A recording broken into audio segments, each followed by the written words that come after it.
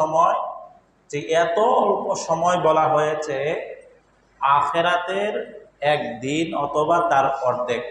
গোটা জিন্দিগিটা কি আপনার আমার হায়াতের গোটা জিন্দিগি, শিশু থেকে নিয়ে বৃদ্ধ পর্যন্ত, মৃত্যু পর্যন্ত, জন্ম থেকে নিয়ে আপনি যতদিন জীবন যাপন করবেন, এটা কোরআনের ভাষায় কতদিন? মাত্র অর্ধেক দিন। আসরের দিনে কয়দিন? অর্ধেক দিন। তাহলে খুবই অল্প, খুবই সামান্য। আর আখিরাতের কোনো বয়সের কোনো হিসাব নেই। জিন্দেগির অনন্ত সীমকাল মানুষ থাকতে থাকবে। যে জাহান্নামী হবে জাহান্নামে পোড়াতে থাকবে, পোড়াতে থাকবে, পোড়াতে থাকবে, তারা শেষ হবে না। যে জান্নাতে যাবে জান্নাতি অনন্ত সীমকাল চলতে থাকবে, পোড়াতে থাকবে। যারা মুসলমান নাফরমান, মুসলমান নাফরমান অর্থাৎ সে মুসলমান, আল্লাহকে বিশ্বাস করেছিল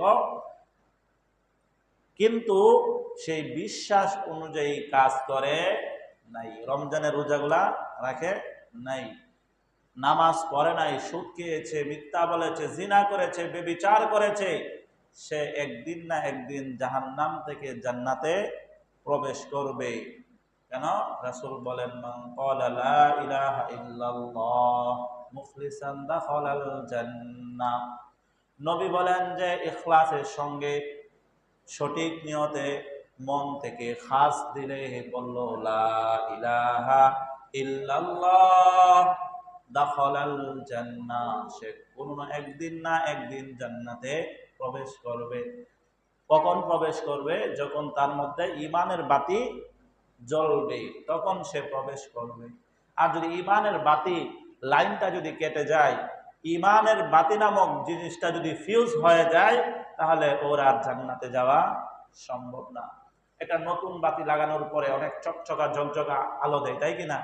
যখন এটা 2 বছর অতিক্রম করে আলো কমে, 3 বছর, 5 বছর, যদি নষ্ট না হয়, যতদিন পর্যন্ত নষ্ট না হয় শেষ পর্যন্ত হলেও আলো জ্বলে। এই যে লাইটটার একটা পাওয়ার আছে। আবার বিয়ের অনুষ্ঠানে ছোট ছোট বাতিগুলো লাগাই না, এগুলোর তো পাওয়ার আছে। ওই সবগুলার পাওয়ার মিলে একটা বড় লাইটের পাওয়ার হবে? হবে না, কম। ওরকম নিবু নিবু ঈমান যদি কারোর মধ্যে থাকে, তাহলে সে জান্নাতে প্রবেশ করবে। আর ওই নিবু নিবু আলোটাও যদি না থাকে, অর্থাৎ ওই যে কম আলো দিচ্ছে তার মধ্যে কানেকশন আছে কিনা, কারেন্টের কানেকশন আছে না? অবশ্যই আছে। কিন্তু কানেকশন যদি কেটে দেন, তাহলে ওই নিবু নিবু আলোটা আর বাকি থাকবে না। তো আমরা দুনিয়াতে এসেছি, আমাদেরকে কাজ করতে হবে কি? আল্লাহর কাজ করতে। কার? আল্লাহ বলেন, ওমা খালাকতুল জিন্না ওয়াল ইনসা ইল্লা লিয়াবুদুন। আল্লাহ জানায় দেয়, ও মানব জাতি তোমরা শুনে রাখো, আমি তোমাদেরকে এমনি এমনি সৃষ্টি করিনি। আমি জিন এবং মানব জাতিকে সৃষ্টি করেছি আমার ইবাদত করার লক্ষ্যে। কি করার লক্ষ্যে? ইবাদত করার লক্ষ্যে। সৃষ্টির উদ্দেশ্য কি? ইবাদত করা। ফ্যানটা কেন টানাইছেন? বাধা যদি না দেয় পালাই দিই, দাম আছে? ঠিক তেমনি ভাবে আমার আপনার দাম হবে যদি কাম থাকে। দাম হবে কি? কাম থাকে। যে অকর্মা, তার দুনিয়াতেও দাম নাই, আখেরাতেও দাম নাই। 5 ভাই, এক ভাই বেকার, কাজ করে না, ঘুমায় খায়, ওরে ভালো পাইব মানুষে? ভালো পাইব না। ওর কাম নাই। ওর কি কাম নাই? দুনিয়ার কাম নাই, এই জন্য দুনিয়াতে মানুষ ভালো পায় না। তো আপনার আখেরাতের কাজ নাই, আখেরাতে মানুষ আপনাকে ভালো পাবে না। বিষয়গুলো বুঝতে হবে। তা আখেরাতের কাজ করবেন কোন সময়? এই যে ছোট্ট জিন্দেগি, শুরুতেই বললাম আমাদের জিন্দেগি কি ছোট্ট, খুবই অল্প। এই অল্প সময়ের মধ্যেই কাজটা শেষ করতে হবে। আবার এই অল্পর শেষ কোন দিন, অল্পর শেষ কোন দিন, সে শেষ সীমা জানা আছে? আমাদের জীবনটা অর্ধেক দিন হাসরের। এই অর্ধেকের মধ্যে আবার আপনার জীবন হঠাৎ করে থেমে যেতে পারে, এখনো থেমে যেতে পারে, আবার আরো 5 বছর বাঁচতেও পারেন। শেষটা জানা আছে? তাহলে করবেন কোন দিন? এখন মনে করেন রমজানের আর 3 দিন বাকি, তো 3 দিন রোজা রাখবেন, একটা টার্গেট আছে না নাই? আছে। আর এই 3 দিন আপনি থাকবেন কিনা, আপনি 3 দিনের মধ্যে ঈদের শপিং করে শেষ করে ফেলবেন, আপনার টার্গেট আছে না? কিন্তু এই 3 দিন অবস্থান থাকবেন কিনা আপনার সময়সীমা জানা নাই বিধায় আপনি কাজটাও শেষ করতে পারবেন কিনা কোনো নিশ্চিত নাই। এই জন্য আমাদের উচিত হবে হার হালতে আমাদের অবস্থায় ঈমানের হালতে থাকা। দুনিয়ার কাজগুলোর পাশাপাশি আমরা আমাদের আখিরাতের কাজগুলাও চালিয়ে নেওয়া। এই দুনিয়াটা কি পরীক্ষার হল? কিসের হল ভাই? পরীক্ষা বুঝেন? ছাত্ররা যে পরীক্ষা দেয়, এই পরীক্ষার মধ্যে সবাই সঠিক লেখে? সবাই 100তে 100 পায়? যে 33 নাম্বার পায় সেও পাস করে, যে 100তে 100 পায় সেও পাস করে। পার্থক্য কি? যে 33 নাম্বার পায় পাস করলো, তার কর্মজীবন 33-এর মধ্যে সীমাবদ্ধ থাকবে। আর যে 100তে 100 মার্ক পেয়ে পাস করলো, তার কর্মজীবন তত উপরে হবে। আপনার আমল দ্বারা আপনার আখিরাত সাজানো হবে। আপনার সামান কম, আপনার আখিরাত কম গোছানো হবে। আপনার সামান বেশি, আখিরাত সুন্দরভাবে সাজাতে পারবেন। আপনার ঘরে একটা খাট আছে শুধু, তাহলে রুমটা অনেক চকচক করবো নাকি? নাকি খালি খালি লাগবে? খাটের সাথে সোফা থাকলে আর একটু সুন্দর না? এটা জার বাতি ঝুলাই দিন উপরে, আরো সুন্দর হইব কিনা? তারপর আশেপাশে ড্রেসিং টেবিল, ওয়ার্ড্রোব, তারপর ডাইনিং টেবিল যা রাখে সুন্দর করে বিছান, পরিপাটি করে, নিচে টাইলস লাগান। সুন্দরের শেষ আছে? শেষ নেই। সুন্দরের শেষ নেই। ঠিক তেমনি ভাবে আখিরাতটাও আপনার হয়তো কিছু না কিছু আপনি অংশ পাবেন, কিন্তু কিছু অংশের মধ্যে যদি আরো চাকচিক্য বাড়াতে চান, তাহলে সাইডের যে আমলগুলা, কাজগুলা, এগুলা ধরাতে হবে। এই যে একটা বোর্ড লাগাইছে, এই যে বোর্ডগুলা লাগাইছে, এগুলার দাম একটু বেশি, কিন্তু 20 টাকার সুইচ লাইট জ্বলে না? 20 টাকা, হ্যাঁ, তাহলে এই যে লাগাইলো, হ্যাঁ, এটা তার পাওয়ার, আমলের পাওয়ার আপনার যত বেশি হবে, আপনার আখিরাতটা তত সুন্দর হবে। কারণ আমরা কোথাও সেল চালায় কোন রকম বইরে বইরে জান্নাতে পড়তে লিয়েছে নাকি? আমাদের হিসাব এরকম না, সুন্দরের দরকার আছে। যদিও একদম নিম্ন পর্যায়ের জান্নাতি, তার মধ্যে কোনো আফসোস থাকবে না, সে আফসোস অনুধাবন করবে না, কিন্তু আপনি ওই সুখটা তো অনুধাবন করতে পারছেন না। আপনার চাহিদা কম, আপনি এই অল্পের মধ্যে তুষ্ট আছেন, কিন্তু কত পরিমাণ চাহিদা হতে পারে সেই চাহাতটাও আপনার জানা নাই। এই জন্য এই রমজান আমাদের থেকে বিদায় নিয়ে যাচ্ছে কিনা, রমজানের মতো চলে যাচ্ছে, কিন্তু আমার আপনার গুনাহগুলা মাফ করাইতে পারলাম কিনা, এটা হচ্ছে দেখার বিষয়। যদি গুনাহ মাফ করতে না পারি, তাহলে আমরা ধ্বংস, আমাদের ধ্বংস অনিবার্য। নবী বলেন যে রমজান পাইল আর তার গুনাহ মাফ করতে পারলো না, সে ধ্বংস। কে বলছে? ফেরেশতা বলছে রাসূলের কানে কানে। রাসূল আকরাম সাল্লাল্লাহু আলাইহি সাল্লামের কোন মিম্বরে দাঁড়ায়া, হ্যাঁ, মিম্বরে দাঁড়ায়া কয় সিঁড়ি? একটা, দুইটা, তিনটা। কয়টা? তিনটা, তিন সিঁড়ি। রাসূল আকরাম সাল্লাল্লাহু আলাইহি সাল্লাম জুমার দিন ভাষণ দিবেন, তখন প্রথম সিঁড়িতে পা রাখলেন, বললেন আমিন। বললেন কি? আমরা আমরা হুজুরা কিছু কই? আমরা জানি না কিছু কমু কি। রাসূল যখন দ্বিতীয় সিঁড়িতে পা রাখলেন, বললেন আমিন। তৃতীয় সিঁড়িতে যখন পা রাখলেন, বললেন আমিন। আমি প্রতিদিন কই? কই না। যদি কোনোদিন কই, তাহলে মানুষ এখন কি হুজুরের আছে কি কয়, মাইকটা নিয়ে কইলাম জোরে, তাহলে অনেকে জিজ্ঞাসা করবে কি না আমাদের শেষে, হুজুর আজকে কাহিনী কি, আজকে আমিন কইলেন? এটা তার কোনো জায়গায় দেখি না, কেউ বলেও না। তো সাহাবায়ে কেরাম রাসূলকে ধরলেন, ইয়া রাসূলুল্লাহ ব্যাপারটা কি, বলে যান। অন্যদিন তো আমিন আমিন আমিন বলেন না, আজকে 3 বার আমিন কেন বললেন? রাসূল বলে, আমি যখন প্রথম সিঁড়িতে পা দেই, জিবরাইল আমিন আমার কানে কানে এসে বলে, যে পিতামাতা পাইলো আর পিতামাতাকে রাজি খুশি করতে পারলো না, সে ধ্বংস হোক, সে ধ্বংস হোক। যে পিতামাতা পেয়েও তার গুনাহগুলো মাফ করতে পারলো না, সে ধ্বংস হোক। আমি নবী বললাম আমিন। বলছে কে? জিবরাইল। গুনাহ আছে জিবরাইলের, পাঠাইছে কে বলার জন্য? আল্লাহ। আমিন বলছে কে? রাসূল। আল্লাহর হুকুমটা রাসূলের কানে পাঠাইছে জিবরাইল, নিয়ে আসছে জিবরাইল, রাসূল বলছে আমিন। এই ধ্বংস হওয়ার মধ্যে কোনো সন্দেহ আছে? কোনো অবকাশ নাই। এটা বিশ্বাস করতে হবে, পিতামাতা পাওয়ার পর যদি তাদের খেদমত করে গুনাহগুলা মাফ না করতে পারেন, তাহলে আপনি নিশ্চিত ধ্বংস। রাসূলের হাদিস থেকে বোঝা যায়। আমার আপনার আব্বা আম্মা আছে না? আছে। ঈদের মার্কেট অনেকেই করতেছেন, আব্বা আম্মার জন্য কয়জনে করছেন? খুব কম। স্ত্রী, সন্তান, শালা শালি ওইদিকে পায়, শালা শালি ওরা পায়, কিন্তু মা, বৃদ্ধ মা ঘরে বাবা ঘরে তাদের ঈদের মার্কেট হয় না, কারণ বাবা দিতেছে, বাবা লাগবো নি, বাবা না আমগো আমল লাগতো না, পোলারে দে, নাতিন রে দে, ওরে দে মাইয়ারে দে, নিজের জন্য হয় না। মারে জিজ্ঞাসা করছে তোমার কিছু লাগবে, মা কি কয় আমার লাগবে, কয় জীবনে এরকম মা পাইবেন না। এরকম মা খুঁজে পাবেন না যে বলবে যে আমার ঈদের মধ্যে একটা নতুন কাপড় কিনে দে। যদিও কাপড় না থাকে বলবে না, চিন্তা করবে আমার সন্তানের কষ্ট হবে, ঈদের মধ্যে তাদেরই ব্যবস্থা করতে পারছে না। এখন আপনার মা কইসা লাগতো না, আপনিও আর কইলেন যে ঠিক আছে বাচ্চি। মার জন্য বাবার জন্য কিছু করার দরকার আছে না নাই? যার মা নাই বাপ নাই তারা কি করবেন? রাসূল বলেন যে চাচা বাপের মতো, চাচা বাপের মতো। হাদিসের অর্থ চাচা বাপের মতো কিভাবে? সম্মানের দিক থেকে বাবা না থাকলে বাবার যে দায়িত্ব কর্তব্য থাকে মুরব্বী হিসেবে, সেই হিসেবে তাদেরকে যদি করেন তাহলে কেমন জানি পিতাকে করা হলো। তাহলে আমাদের পিতা মাতার ব্যাপারে আমরা সচ্ছাদ থাকবো ইনশাআল্লাহ। কালামে পাকের মধ্যে অনেক দমকে এসেছে, এই ব্যাপারে আলাদা একটা আলোচনা হয়েছিল পিতা মাতার ব্যাপারে, হকের ব্যাপারে। ওয়ালা তানহারহুমা উফি ওয়া কুল লাহুমা, যে বলছে তারা যেন কোনো কারণে বিরক্ত হয়ে উফ শব্দটা না বলে। উফ মানে কি? কোনো কারণে যেন আপনার প্রতি বিরক্ত না হয়, এই কথা বলা হয়েছে। তো রাসূল বলে যে পিতা মাতা পাইলো নিজের গুনাহগুলো মাফ করতে পারলো না, সে ধ্বংস। রাসূল বলেন আমি যখন দ্বিতীয় শ্রেণীতে পা রাখলাম, আবারও জিবরাইল এসে আমার কানে কানে বলে যে আমি নবীর নাম শুনলো আর দরুদ শরীফ পড়লো না, সেও ধ্বংস হোক। নবীর নাম, আমাদের নবীর নাম কি?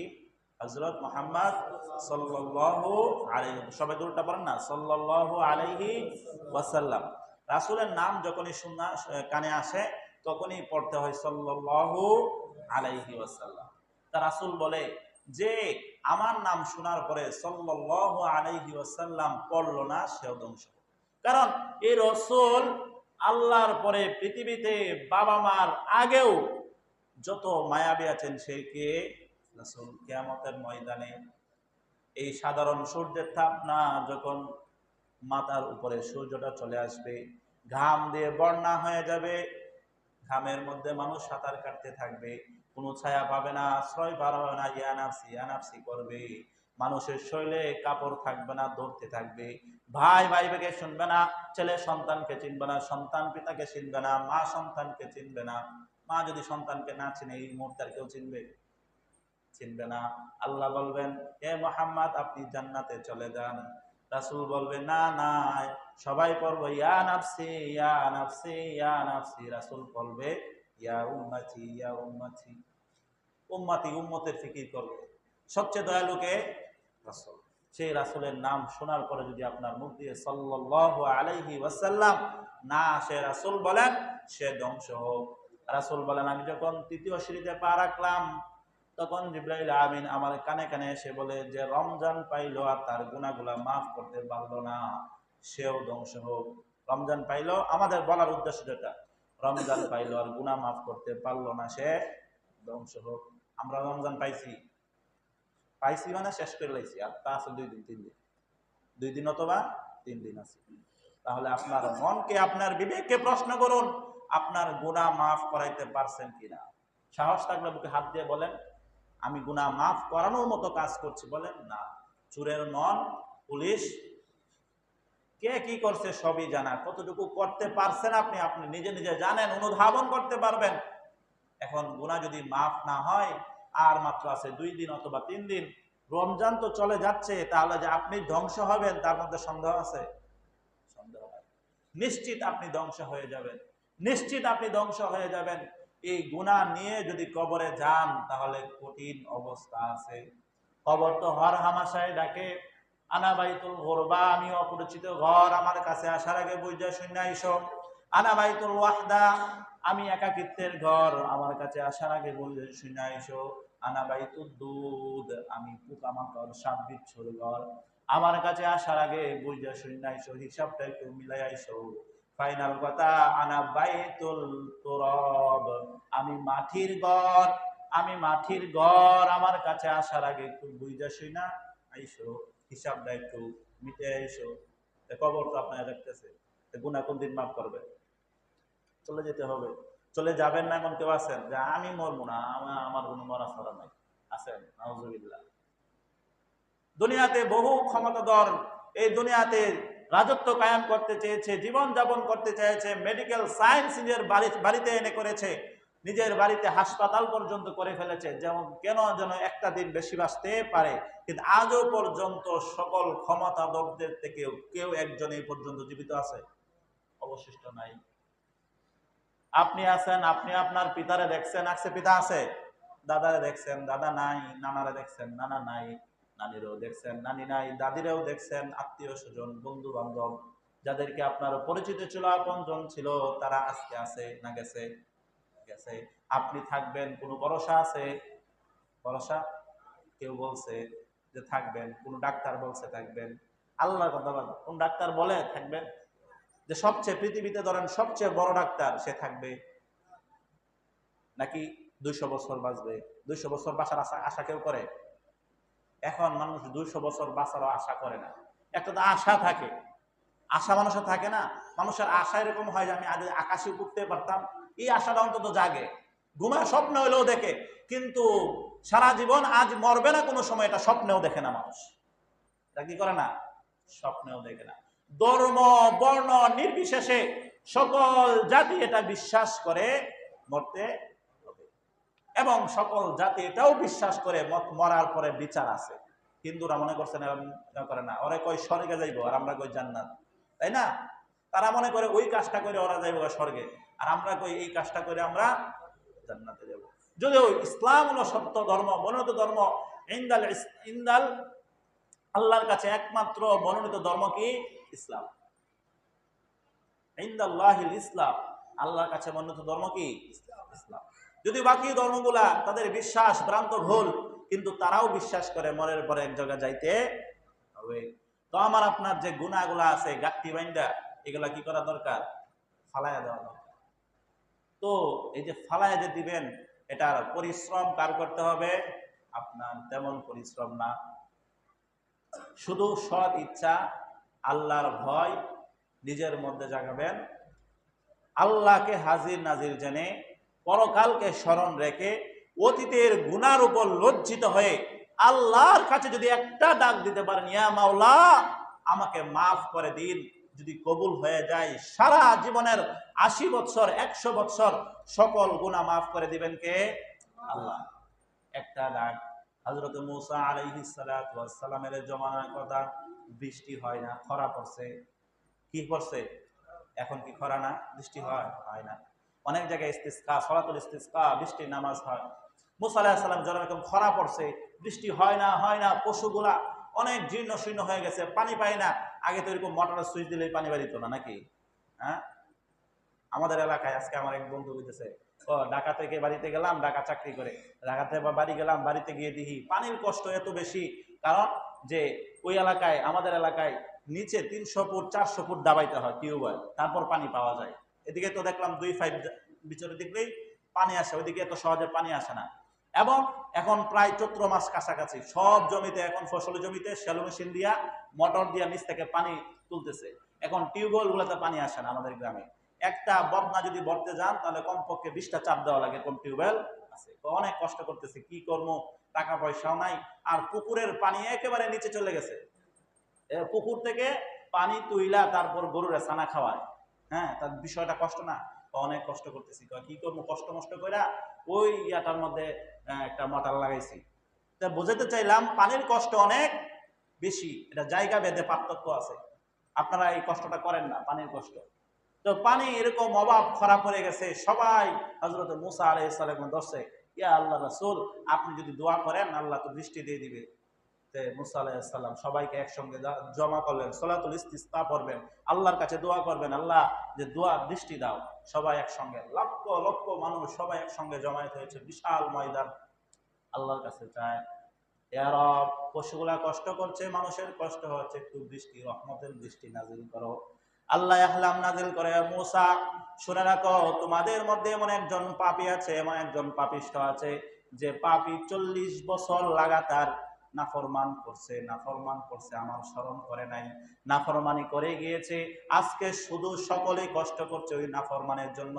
সে যতক্ষণ পর্যন্ত ওই মজলিসের মধ্যে থাকবে, ওই মজলিসে যতক্ষণ পর্যন্ত থাকবে, আমি রব বৃষ্টি দেব না। মুসা বলে তাহলে কি করতে হবে? পরে ওই মজলিস থেকে বের করে দাও। মুসা ঘোষণা দিল, তোমাদের মধ্যে কেমন আছো যে এই অবস্থায় এই কাজ করছো, সে বেরিয়ে যাও। এখন আগেই বলছি না, চোরের মন পুলিশ পুলিশ, যে এই কাজ করছে তার তো জানা আছে না নাই? আছে।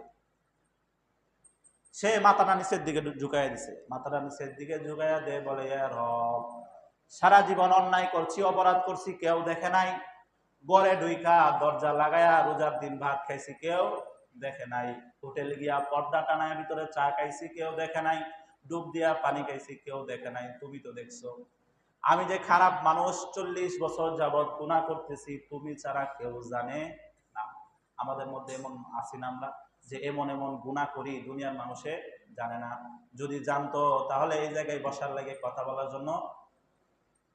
মানুষ মাত্রই অপরাধ আছে না নাই? আছে। হুজুর হোক, সাধারণ মানুষ হোক, যত বড় হোক, সবারই অপরাধ আছে। অপরাধগুলো যদি উন্মোচন করা হয় তাহলে মানুষ তাকে ওই যথাসম্ভব সম্মান করবে না। অনেক অপরাধ আছে। ঠিক তেমনি ভাবে আল্লাহর কাছে কাইমুনা বাক্যে দোয়া করছে, আল্লাহ, এই হাজার হাজার মানুষের মধ্যে আমাকে লজ্জিত করো না। আমি যদি উঠে চলে যাই, সবাই দেখবে আমি পাপী, আমি তওবা করছি, আমি আর এই গুনাহ করব না। সাথে সাথে বৃষ্টি শুরু হয়ে গেল, সাথে সাথে বৃষ্টি। আল্লাহর দরবারে একটা ডাক কবুল হয়ে গেছে। কয় বছরের গুনাহ? 40 বছরের গুনাহ। একটা ডাক কবুল হয়ে গেছে। মূসা তো লজ্জায় পড়ে গেছে। মূসা কি করছে? লজ্জায় পড়ে গেছে। মনে করেন আমি ঘোষণা দিলাম, আপনাদের মধ্যে এমন একজন আছে, উনি যদি উঠে না যায় আমি আর কথা কব না। কেউ উঠে গেল না, আমি আবার কথা কওয়া শুরু করছি। হুজুর আপনার কথার দিকে দাম নাই, যা ইচ্ছা তাই কর। আপনি কইছেন কথা কইতেন না, আবার কইতেছেন। মূসার অবস্থাটা এরকম হয়ে গেছে। সবাই মূসা আলাইহিস সালাম দিকে তাকাইতেছে। মূসা আলাইহিস সালাম বললেন, আল্লাহর কাছে ফরিয়াদ করলেন, ইয়া আল্লাহ, কেউ তো উঠেও গেল না, আবার বৃষ্টিও সরে গেল, ব্যাপারটা কি? আল্লাহ বলেন, যার কারণে বৃষ্টি আটকা ছিল তার কারণে বৃষ্টি দিলাম। তার কারণে কি? বৃষ্টি। মুসার উম্মত যদি এক মাওলাকে ডাক দিয়ে রাজি খুশি করতে পারে, তাহলে আমরা উম্মতে মুহাম্মাদি সর্বোচ্চ আসনের অধিকারী। আমাদের মর্তবা সবার উপরে এমন নবী আছেন যারা উম্মতে মুহাম্মদ হওয়ার জন্য নবুয়তি বাদ দিয়ে বলছে, আমাকে শুধু মুহাম্মদ সাল্লাল্লাহু আলাইহি ওয়াসাল্লামের উম্মত বানায়া দেন। দাম না কম না বেশি? উম্মতে মুহাম্মাদি জান্নাতে প্রবেশ করবে, তো বাকিরা সিরিয়াল পাবে। তাহলে এই মুসার উম্মত যদি এত বছর নাফরমানি করেও এক ডাকে মাওলাকে রাজি খুশি করতে পারে, তার গুনাহগুলো মাফ করতে পারে, তাহলে আমরা পারবো না কেন? আমরাও ইনশাআল্লাহ পারবো, যদি আমাদের সদিচ্ছা থাকে এবং আমাদের পাপের প্রতি আমাদের ঘৃণা জন্মায়, আমরা বুঝতে পারি এই বিষয়গুলো আসলে অপরাধ করছি, ছাড়া দরকার, ছেড়ে দেন। তাহলে ইনশাআল্লাহ আশা করা যায় এই যাবতীয় জীবনের গুনাহগুলো আল্লাহ মাফ করে দেবে। একদিনে কোনো সময় লাগবে? সময় লাগবে। এটা কি? মোবাইলের বয়স ধরেন 2 বছর। এই 2 বছরে অনেক প্রোগ্রাম, অনেক পিকচার, অনেক ভিডিও জমা হয়েছে কিনা, এটা সংগ্রহ করতে কত বছর লাগছে? ধরুন 2 বছর। যদি এক জায়গায় একটা টিপ দেয়, 1 মিনিটও লাগবে না, সব কি? তো আমার আল্লাহ যদি চায় আপনার সারা জীবনের গুনাহগুলো মাফ করে দিতে, এমন কোন পাওয়ারফুল খোদা দ্বিতীয়টা আছে যে জিজ্ঞাসা করবে? তাহলে কেন চাচ্ছেন না? শুধু চাওয়ার অভাব, শুধু ওই চাওয়ার মতো চাইতে পারতেছি না। আল্লাহ তো ডাকিয়ে রেখে বলে, উদউনি আস্তাজিব লাকুম, যে তোমরা আমাকে ডাকো, আমি তোমাদের ডাকে সাড়া দেব। তুমি আমাদের ডাকলে সাড়া দেব, ঘোষণা। ডাকলে সাড়া পাবা। আমাদের ডাকের অভাব, ওই ডাকটা যদি আমরা দিতে পারি, আশা করা যায় আমাদেরকে ওই রমজান থাকতে থাকতে আল্লাহ রাব্বুল আলামিন পুতো পবিত্র করে রমজান দিবেন। সবাই পারবেন ইনশাআল্লাহ? এই সামনে 1-2 দিনের মধ্যে নিজের গুনাহ মাফ করাবেন। আপনার অন্তর সাক্ষী দিতে হবে, এরকম ইবাদত করবেন, এরকম কাইমুনা বাক্যে দোয়া করবেন, যে আপনার অন্তর যেন সাক্ষী দেয়, মনে হয়, আশা রাখি যে আল্লাহ আমার গুনাহগুলো মাফ করে দিয়েছেন। এরকম ডাক দিতে পারবেন তো?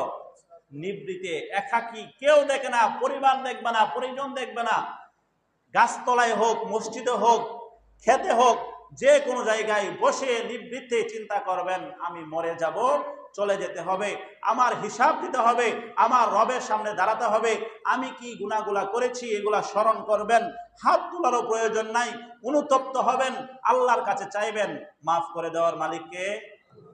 আপনার মন যখন সাক্ষী দিবে মনে হয় আল্লাহ কি করছে, মাফ করছে।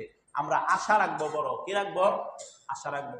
ইবাদতের পাশাপাশি আমরা আশা রাখবো, যে আমরা আশা রাখবো কি, বড় আশা, যে আমরা আল্লাহ আল্লাহ রাব্বুল আলামিন আমাদেরকে জান্নাতুল ফিরদাউস দান করবেন, সেই আশা রাখবো। তো ঠিক আশার অনুযায়ী কাজও করতে হবে। আপনার আশা যে জীবনে আপনি বড় বিশাল বড় একটা অট্টালিকা বানাবেন, আপনি গিয়ে বাজার থেকে অট্টালিকা বানানোর জন্য বাঁশ আনছেন আর দড়ি আনছেন, তাহলে অট্টালিকা হইব? আর আপনাদের ইচ্ছা নাই, আপনি তো মুখে না কইছেন অট্টালিকা, আপনার মনে আশা নাই। আপনার ধরেন টাকা আছে, সব আছে, চাইলেই আনতে পারেন, কিন্তু বাজার থেকে বাঁশ আনছেন, শুধু ইট আনছেন না, সিমেন্টও না, রড না, অট্টালিকা বানাইবেন নাকি কুড়ে ঘর হবে? আশার সাথে কাজ করতে হবে। কি বোঝাতে চাইলাম? আশা যেমন রাখবেন, সেই আশা অনুযায়ী কাজ করবেন। আমাদের তো সামান আনতে সমস্যা আছে, ডাক দিলেই তো হয়ে যায়, বাস ইয়া রব, বাস হয়ে গেল। এই জন্য আমাদের সামনে ঈদ আসতেছে, ঈদকে কেন্দ্র করেও আমরা যে আয়োজন এখন থেকে গোজাচ্ছি, অর্থাৎ নাফরমানির আয়োজন। অনেকেই বক্সের দোকানে গিয়ে বক্স আগে থেকেই ভাড়া করে রাখছে, যদি না পাওয়া যায়, ঈদের দিন তো চাহার টাকা বেশি, ডিজে গান বাজাইব। এই সব থেকে আমাদের বেরিয়ে আসতে হবে। ওই ঈদটা আমাদেরকে কেন্দ্র করে যে গুনাহগুলা হয় সেগুলা খুব মারাত্মক। নবী বলেন প্রত্যেক জাতি ধর্মের ঈদ আছে, প্রত্যেক জাতি, ইন্না লিকুল্লি কওমিন ঈদা ওয়া হাযা ঈদুনা। নবী বলেন প্রত্যেক ধর্মের ঈদ আছে, আর আমাদেরও ঈদ আছে। আমাদের ঈদের হচ্ছে ঈদুল ফিতর আর ঈদুল আযহা। নবী সাল্লাল্লাহু আলাইহি সাল্লাম বলেন প্রত্যেকের ঈদ তাদের মতো করে হয়। তাদের ঈদের মধ্যে নাচ হয়, গান হয়, বাদ্যযন্ত্র হয়, আলোকসজ্জা হয়, নাফরমানি হয়, নারী পুরুষ মিশ্রিত চলাফেরা হয়। কিন্তু এই ঈদের মধ্যে কোনো নাচ নাই, গান নাই, আলোকসজ্জা নাই। আমাদের ঈদ হচ্ছে ব্যতিক্রম। আমাদের ঈদে আমাদের প্রভুর বরত্ব হয়। আমাদের ঈদে তাকবীর ধ্বনি হয়, আল্লাহু আকবার, আল্লাহু আকবার, লা ইলাহা ইল্লাল্লাহু, আল্লাহু আকবার, আল্লাহু আকবার, ওয়ালিল্লাহিল হামদ। এর থেকে সুন্দর তাকবীর কই পাবে? রবকে খুশি করার জন্য আল্লাহু আকবার, আল্লাহু আকবার, আল্লাহ সবচেয়ে বড়, আল্লাহ সবচেয়ে বড়, আল্লাহু আকবার, আল্লাহু আকবার, আল্লাহ সবচেয়ে বড়, আল্লাহ সবচেয়ে বড়, ওয়ালিল্লাহিল হামদ, লা ইলাহা ইল্লাল্লাহ, আল্লাহ ছাড়া কোনো মাবুদ নেই, ওয়ালিল্লাহিল হামদ, সমস্ত প্রশংসা তার। কত সুন্দর একটা তাকবীর! এই তাকবীর আমাদের ঈদের মধ্যে থাকবে। এই তাকবীর দিয়ে আপনার মনকে প্রশান্ত করতে হবে। ডিজের ডুব ডুব আওয়াজ দিয়ে মানুষের ঘুম নষ্ট করে, পশু পাখি পর্যন্ত আপনাদের এই অত্যাচারে ঠিক মতো বসবাস করতে পারে। যুবক ভাইয়ারা, প্রতিজ্ঞা করা যায় না এই ঈদে আমাদের সমাজে বক্স আমি বাজাবো না এবং বাজাতে দেব না। মুরব্বী যারা আছেন, আপনার সন্তান আপনার টাকা দিয়ে নাফরমানি করছে, আর আপনি হজ করে বলছেন সেলসালায়া জান্নাতে যাইবেন, এত সোজা? এত সোজা না। এই ঈদের দিন হচ্ছে পুরস্কার প্রাপ্তির দিন। নাফরমানি করার দিন নাকি পুরস্কার প্রাপ্তির দিন? পুরস্কার প্রাপ্তির দিন।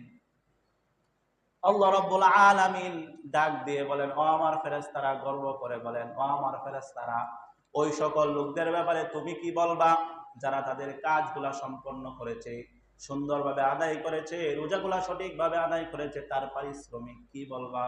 ফেরেশতারা বলে, হ্যাঁ রব, তাদের পারিশ্রমিক পরিপূর্ণ হওয়া দরকার। কি হওয়া দরকার? পরিপূর্ণ হওয়া দরকার। যে কাজ করবে সেই তো পারিশ্রমিক পাবে, আর যে কাজ করবে না সে পারিশ্রমিক পাবে? কাজ করতে হবে, যদি কাজ করেন পরিপূর্ণ পারিশ্রমিক পাবেন। আল্লাহ বলেন, ও আমার ফেরেশতারা, তোমরা সাক্ষী থাকো, আমার ইজ্জতের কসম, আমার বরত্বের কসম, আমার উচ্চ মর্যাদার কসম, আমার সকল নামের কসম দিয়ে বলি, আমার বান্দারা যারা রমজানের সঠিকভাবে রোজাগুলো আদায় করছে, তাদের সকল দোয়াগুলো আমি কবুল আর মঞ্জুর করে নেব। সুবহানাল্লাহ। শুধু তাই নয়, তাদের গুনাহগুলাকে আমি নেকি দ্বারা পরিবর্তন করে দেব। গুনাহগুলা নেকি দ্বারা পরিবর্তন করে দেব। এটা বলেন পুরস্কার নাকি পুরস্কার ছাড়া? পুরস্কার। পুরস্কার কখন পাবেন? যখন কাজ করবেন। আর অর্ধেকে কাম যদি করেন তাহলে পুরস্কার পাওয়া যাবে না। রোজাদার কয়েকদম আছে, প্রথমটা, মাঝখানেরটা আর শেষেরটা আছে না? একদম রোজাদার বাচ্চাদের ক্ষেত্রে বেশি লক্ষ্য করা যায়। তারপর আরেক দল আছে একেবারে আগ্রহ নিয়ে রোজাইতেছে, একেবারে কাচ্চা দিয়ে নামছে, 10-12টা নাম রাখার পরে আর শেষ, মাঝখানে ভেঙে গেছে। এটা আরেক দল রোজাদার এর পার্টি। তো এই অর্ধেকে কাম করলে কাজ হবে না। এরা হচ্ছে মৌসুমি, দেখা দেখি লাভ মারছে, দেখা দেখি লাভ মারছে, দেখা দেখি লাভ করে কোনো কাম নাই। ওইটা মৌসুমি জিনিস আছে, কিছু আছে মৌসুমি মুসল্লি, মানে সিজনের সময় আসে আবার গাইরে সিজন আসে না। সিজনের জিনিসের দাম কবে এটা জানেননি? টমেটো কয় টাকা কেজি? হ্যাঁ, 10 টাকা। গতকাল 1 মন কিনছি মাদ্রাসার লাগে 330 টাকা দিয়া 1 মন। আবার যদি মৌসুমটা জায়গা 1 কেজিতে টমেটোর দাম কি 100 নিচে আপনি কইলে আপনার ধরে দিব নাকি? তখন আপনি 150 টাকা কইবেন, ওই বেটা কইবে 180, আপনি কইবেন 150 দিবেন নি। তো মৌসুমী জিনিসের দাম কম। আলু 80 টাকা কেজি কিনে খাইছেন না? এখন কত? 15 না 20? হ্যাঁ, মৌসুমে হইেন না। ওই মৌসুমে হইলে আপনার কদর ওই মৌসুমে জিনিসের মতোই হবে। টমেটো এখন পচে ক্ষেতের মধ্যে, কেউ তুলে না, কারণ কাল এই যে কষ্ট করে উঠায় বাজারে নিব, গাড়ি ভাড়া হইব না। আপনি ওই রকম, আপনি গাড়া বেড়া হইতো না, আপনার কাছে চারা মূল্য নাই, আপনার রোজাকে আপনার মুখে নিক্ষেপ করা হবে। অন্য একদিন বলেছিলাম আপনার এরকম রোজার প্রয়োজন নাই। আর কেউ আছে 30 রোজা আদায় করছে, কিন্তু 30 রোজার দাম ওইরকমই, সে শুধু খাওয়ার রুটিনটা পরিবর্তন করছে। আগে সকালে খাইতো, দুপুরে খাইতো, রাতে খাইতো, এখন খায় ইফতারে খায়, আবার আগাইতে খায়, আবার সেহেরিতে খায়। তো খাবার কয় বলেছে? 3 বার। আগে সারাদিন বিড়ি খাইতো, সারা রাত বিড়ি খায়। এই তো পার্থক্য নাকি? এরকম রোজার আপনার দাম নাই। এই রোজা যদি আপনাকে পরিবর্তন না করতে পারে, আপনার আমলগুলো যদি আপনি ধরে রাখতে না পারেন, আপনি রমজান মাস তারাবি পড়ছেন সারা মাস, আর রমজান চলে গেছে তখন এশার নামাজও পড়েন না, শুনে রাখেন ওই কিয়ামত পর্যন্ত তারাবি যোগ করলে 1 রাকাতে এশার নামাজের সমপরিমাণ হবে।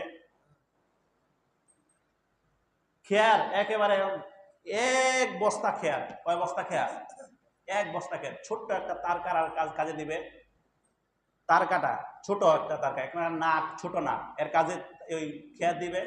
যদি 1 টলি হয়, এক পিক আপ যদি হয়, 1 ট্রাক হয়, দিবে নাকি?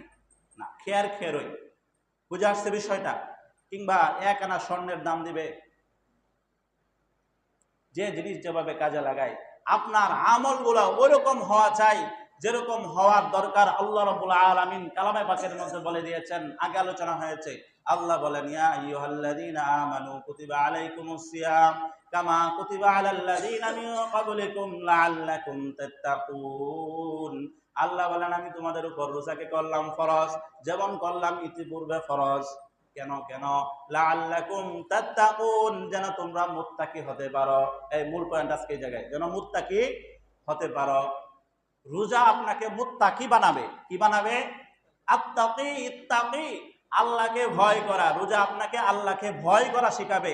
কিন্তু এই রোজা যদি আপনাকে আল্লাহকে ভয় করা না শিখায়, ধরে নেন নিশ্চিত আপনার রোজা কবুল হয় না। কারণ কবুল যদি হয়তো কালামে পাকের কথা তো অস্বীকার করা যাবে না। কালামে পাক তো সত্য নাকি? যদি কালামকে, আল্লাহর কালামকে বিশ্বাস করেন, বিশ্বাস তো করতেই হবে, না বিশ্বাস করলে মুসলমান থাকবেন না। অবশ্যই মুসলমানরা বিশ্বাস করে।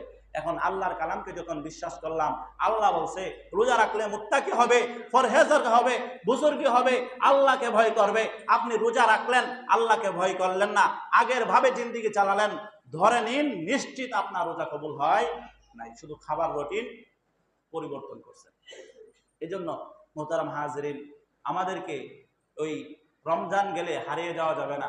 যেভাবে রমজানকে কদর করে, রমজানের মধ্যে আমাদের অনেক ভুল ত্রুটি হয়ে গেছে, কিন্তু কিছু আমল তো যুক্ত হয়েছে নাকি? কিছু আমল যুক্ত হয়েছে না? যে আমলগুলা যুক্ত হয়েছে, আমরা বাড়াতে না পারলেও যেন আমাদের থেকে এই আমলগুলা ছুটে না যায়। যেমন অনেকেই নামাজ পড়ে না, কিন্তু তারাবির নামাজ রমজানটা আইলে অন্তত তারাবির নামাজ পড়ে। তারাবির নামাজ যদি পড়ে তাহলে এশার নামাজ পড়া হয় কিনা? আবেদন থাকবে, বিনীত আবেদন, আজকে থেকে নিয়ত করেন রমজানের মতো চলে যাক, কিন্তু রমজানের পরে প্রত্যেক এশার নামাজ আমি আগের মতোই করব। রমজান ছাড়া ঘুম থেকে উঠতে পারেন না, এই জন্য আপনি ফজর নামাজও পড়তেন না, কিন্তু এখন রমজানে ঘুম থেকে উঠতেন, উঠার কারণে ফজর নামাজটা পড়তেন।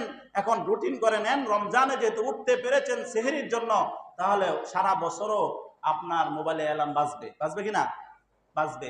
ওই বাজা দিয়ে বরং আরো 1 ঘন্টা পরে উঠেও ফজর পড়তে পারবেন।